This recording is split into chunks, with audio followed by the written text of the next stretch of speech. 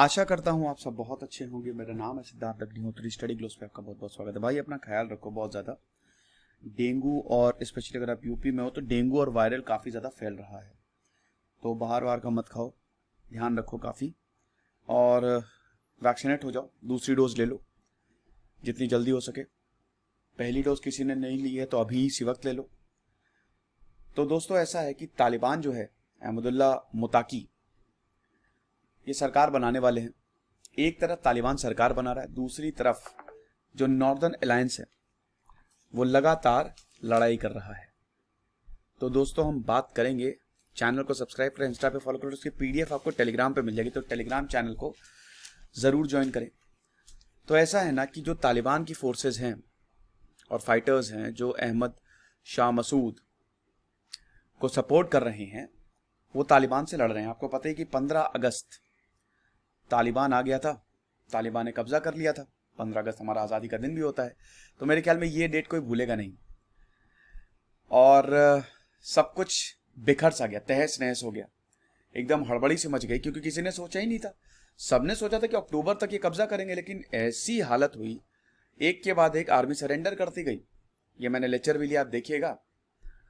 और फिर इनका कब्जा हो गया तालिबानियों का। अब सब जगह इनका कब्जा हुआ, खाली पंजशीर को छोड़ के, पंजशीर वैली को छोड़ के हर जगह इन्होंने कब्जा कर लिया। पंजशीर में है नॉर्दर्न अलायंस। यही नॉर्दर्न अलायंस 1996 से लेकर 2001 तक था।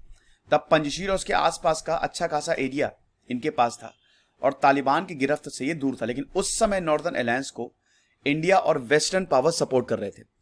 और उस समय अहमद मसूद थे, अहमद शाह मसूद, और उन्हीं के बेटे हैं अहमद मसूद। उनको मार दिया था बाद में 2001 में अलकायदा के आतंकियों ने। तो अब 31 साल के अहमद मसूद को पूरा का पूरा सपोर्ट है। अमरुल्ला साले, जो कि इस समय केयर टेकर प्रेसिडेंट है, वो भी लगातार लड़ रहे हैं। अब अच्छी बात यह है कि तालिबान जो है, तालिबान ने घेराबंदी कर दी थी पंजशीर की अभी। और पहले तो यह था कि नेगोशिएशंस हो, अहमद मसूद भी यही चाहता था नेगोशिएशंस हो, बैठ के बातचीत करें और पंजशीर को बिल्कुल अकेला छोड़ दिया जाए। लेकिन अब हम ये देख रहे हैं कि भाड़ में गया नेगोशिएशंस, तालिबान ने सीधा अटैक किया हुआ है। लेकिन 2 हफ्ते हो गए हैं, ये अटैक लगातार इंटेंसिफाई होते जा रहे हैं, लेकिन अभी तक तालिबान पंजशीर पे कब्जा नहीं कर पाया है। ये कमाल की बात है। अब इससे पहले हम आगे बढ़े, हमारे ऐप को डाउनलोड करें दोस्तों और कोर्सेज को अवेल करें, आपको बहुत ज्यादा फायदा होगा। और समझिए कि दोनों साइड से ही काफी ज्यादा कैजुअलिटी हुई है। इधर नॉर्दर्न अलायंस ने भी तगड़ा वार किया है, तालिबान को भी काफी कैजुअलिटी देखने को मिली है और नॉर्दर्न अलायंस को भी कैजुअलिटी देखने को मिली। लेकिन मुझे ऐसा लगता है कि तालिबान के पास रिसोर्सेज ज्यादा हैं। अगर नॉर्दर्न अलायंस को वेस्टर्न पावर्स या इंडिया सपोर्ट कर दे, जिसकी पॉसिबिलिटी ना के बराबर है, नामुमकिन है, क्योंकि भारत ऑलरेडी बातचीत कर रहा है तालिबान से, और अमेरिका तो आपको पता ही है कि पूरा तालिबान को भयानक सपोर्ट कर रहा है। जो बाइडन तो एकदम उनकी गोद में ही चले गए हैं। तो ऐसी पॉसिबिलिटी बहुत ज्यादा कम है। तो मुझे ऐसा लगता है कि शायद 2-3 हफ्तों में या उससे पहले भी पंजशीर तालिबान के पास चला जाएगा। तालिबान के स्पोक्स पर्सन ज़ाबिहुल्लाह मुजाहिद ने यह भी बोला है कि तालिबान फाइटर्स जो हैं वो पंजशीर में चले गए हैं, काफी टेरिटरी पे उनका कंट्रोल है। ये चीज,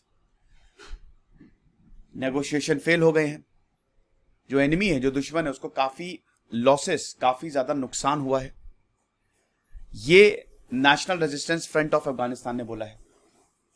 यानी कि दोनों ही बोल रहे हैं, इधर नॉर्दर्न अलायंस भी बोल रहा है कि हमने तालिबान को भगा भगा के मारा है, और इधर तालिबान भी बोल रहा है कि हमने तो जबरदस्त अटैक किया है। जो भी हो, फिलहाल अभी नॉर्दर्न अलायंस के पास कंट्रोल है पासेस का, एंट्रेंसेस का।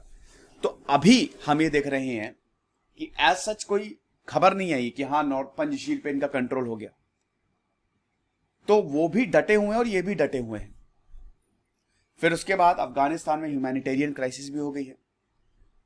ड्रॉट, लगातार चौथे साल ड्रॉट आया है। अब तालिबान के पास भाई देखो सारा का सारा पैसा तो बाहर ही अमेरिका के पास ही है, तो अब लोगों को खाने में भी बहुत ज्यादा प्रॉब्लम हो रही है। ह्यूमैनिटेरियन एड देनी तो पड़ेगी, यूरोपियन यूनियन देगा ह्यूमैनिटेरियन एड, कब देगा पता नहीं। ऊपर से यूनाइटेड नेशन में रेजोल्यूशन भी आ गया है 2593 की, भाई जो तालिबान बोल रहा है कि औरतों को इज्जत देगा, आतंक को जमीन नहीं बनाएगा, आतंक के लिए जमीन अपनी नहीं देगा, तो वो तालिबान को फुलफिल करना होगा। हालांकि चाइना और रशिया इससे दूरी रहे। तो बहुत कुछ हो रहा है। उसके बाद फिर 31 अगस्त को आपको पता है कि अमेरिका भी चला गया। अब जब अमेरिका चला गया 31 अगस्त को, तो काफी हथियार भी छोड़ गया, लाखों करोड़ों रुपए के हथियार छोड़े उसने।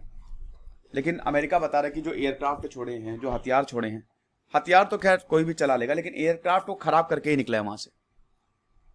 प्रॉपर ट्रेनिंग की जरूरत है, उसके बिना कुछ हो नहीं पाएगा, वो ऐसे ही पड़े रहेंगे। फिर उसके बाद बहुत सारे अफगानी जो हैं वो देश से बाहर निकलना चाह रहे हैं। अब काबुल एयरपोर्ट तो बंद हो गया है, वो तो निकल गया, एरोप्लेन सब आएंगे नहीं, तो अब बॉर्डर पार करके वो जा रहे हैं। तो फिलहाल अभी ये है कि टर्की और बाकी देश भी, इनफैक्ट ब्रिटेन भी यही कह रहा है कि हमको इवैक्यूएशन एफर्ट्स और करने होंगे और हम लगातार संपर्क में हैं तालिबान के। हो सकता है अभी आने वाले समय में तालिबान काबुल एयरपोर्ट फिर से खोल दे और लोग फिर बाहर निकले जिनको जाना है।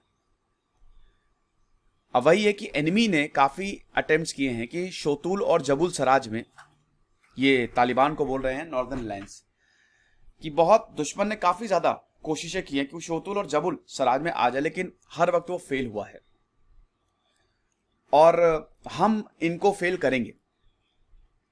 तो दोस्तों नेगोशिएशन नहीं हुआ, तो वो तो पॉसिबिलिटी गई। अब तो या नॉर्दर्न अलायंस रहेगा या फिर तालिबान रहेगा, ये वक्त वक्त की बात है। बस वेट एंड वॉच। तो वेट एंड वॉच। खुश रहिए, पढ़ते रहिए। दिस इज सिद्धांत अग्निहोत्री साइनिंग ऑफ।